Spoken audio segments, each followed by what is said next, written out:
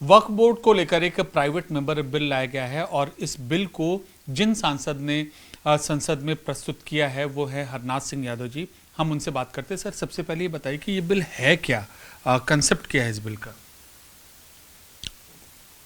देखिए, आज़ादी के बाद से लेकर के और 2014 तक कांग्रेस जब तक सत्ता में रही तो उसने एक नहीं अनेक ऐसे कानून बनाए जो बहुसंख्यक समाज के ऊपर हमला करते हैं और बहुसंख्यक और अल्पसंख्यकों के बीच में दरार पैदा करते हैं। और वो काम केवल उन्होंने वोट के लिए किया, अल्पसंख्यक समाज के वोट के लिए। उसी कड़ी में ये वक्फ बोर्ड 1995 वक्फ बोर्ड एक्ट 1995 लाया गया। वक्फ बोर्ड 1995 के पीछे में जो उसमें प्राविधान हैं वो बहुत ही ऐसे हैं जो देश के अंदर एक ख़राब माहौल पैदा करते हैं।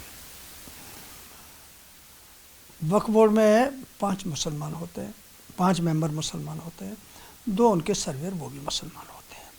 सर्वेयर और कार्य अधिकारी ने कहीं किसी संपत्ति पे जाके ये कह दिया कि ये संपत्ति हमारी है, तो वो संपत्ति उनकी कैसे, ये उनको सबूत देने की ज़रूरत नहीं है, जो मालिक है उसको सबूत देना पड़ेगा। और दूसरे उसमें प्राविधान है कि किसी भी कोर्ट में उसको चैलेंज नहीं किया जा सकता। तो एक देश के अंदर 2 विधान तो नहीं चल सकते किसी भी प्रकार से। उसमें प्राविधान है कि वक्फ बोर्ड ने यदि कहा कि ये संपत्ति हमारी है तो वो कलेक्टर को, जिला कलेक्टर को आदेशित करेगा कि आप अपने कागजात से अमुक संपत्ति को खारिज करिए और हमें उसका कब्जा दिलाइए।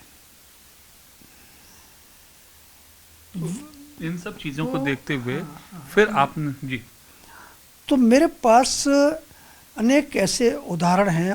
2 उदाहरण मैं देना चाहूँगा।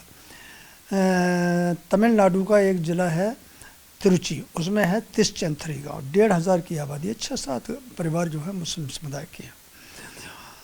वहीं पर एक 1500 वर्ष पुराना मंदिर है। वक्फ बोर्ड ने नोटिस दे दिया कि आप इसे खाली करिए, ये संपत्ति हमारी है। वो बेचारे गरीब लोग भागे दौड़े तमाम अधिकारियों के पास, सरकार के पास, लेकिन उन्हें कहीं राहत नहीं मिली। और उन्होंने कहा कि फिर बाद में कि आप एक तरीके से बच सकते हो कि आप इस्लाम धर्म स्वीकार कर लो। तो मैं कहना चाहता हूँ कि इसके पीछे धर्मांतरण का खेल भी चल रहा है। दूसरा उदाहरण है सोलापुर का। एक बस्ती है जिसमें क्या नाम है 200-250 परिवार रहते हुए, ज़्यादातर उसमें अनुसूचित वर्ग के लोग हैं। उनको नोटिस दे दिया खाली करने का। ये अब गरीब लोग, मेहनत मजदूरी करने वाले लोग, उनको नोटिस दे दिया। वो दर दर भटक रहे हैं बेचारे। हाँ, कोई उनकी सुनने वाला नहीं है। तो इसी दृष्टि से मैं पहले मैंने शून्यकाल में उठाया था, उसके बाद अब प्राइवेट मेंबर बिल लाया है।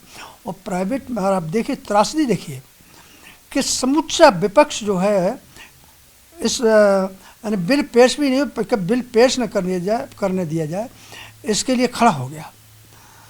मतदान विभाजन का उन्होंने मांग किया और उसमें 53 पक्ष में आए और 32 जो है उनके उसके विरोध में आए। तो मैं कहना ये चाहता हूँ कि कांग्रेस ने इस प्रकार के जो कानून बनाए, किस मंशा से बनाए? ये कानून जो है संविधान की सर्वोच्चता को खंडित करता है।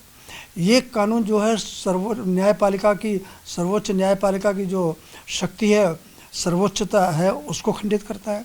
ये कानून जो है जो राज्य की शक्तियाँ हैं उनको खंडित करता है। तो ऐसे कानून तो नहीं चल सकते ना। तो इसी दृष्टि से ये मैं बिल लाया हूँ। सर, अगर हम बिंदुवार सिलसिलेवार तरीके से कहें तो किन किन बिंदुओं को लेकर आपकी यह आपत्ति है? मैंने बताया ना कि किसी ज़मीन पर हमें अधिकार ही नहीं है कि यदि मान लो हम उत्पीड़ित हो रहे हैं तो हम जा कर के किसी सिविल कोर्ट में जा कर के उसको चुनौती दें। ना हम डिस्ट्रिक्ट कोर्ट में जा सकते हैं, ना हाई कोर्ट में जा सकते हैं, ना सुप्रीम कोर्ट में जा सकते हैं। और पिछले 2009 से लेकर के और 2018 तक उनकी संपत्तियां अचानक बढ़ गई, 4 लाख से 4.5 लाख हो गई। हाँ, और देश के अंदर ऐसे हजारों लोग उदाहरण हैं, मेरे पास भी सैकड़ों उदाहरण वो रिकॉर्ड चीज़ें हैं कि वो मनमाने तरीके से, अतार्किक तरीके से क्या नाम कब्जे करते चले जा रहे हैं। तो ये तो बहुत ही एक गंदा और घिनौना खेल कांग्रेस ने खेला है।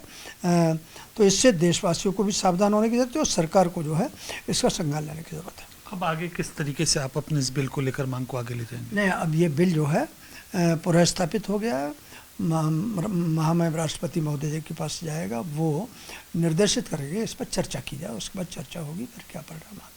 तो ये थे सांसद हरनाथ सिंह यादव, और जो प्राइवेट मेंबर बिल ये लेकर आए थे उसके बारे में यह अपनी बात बता रहे थे।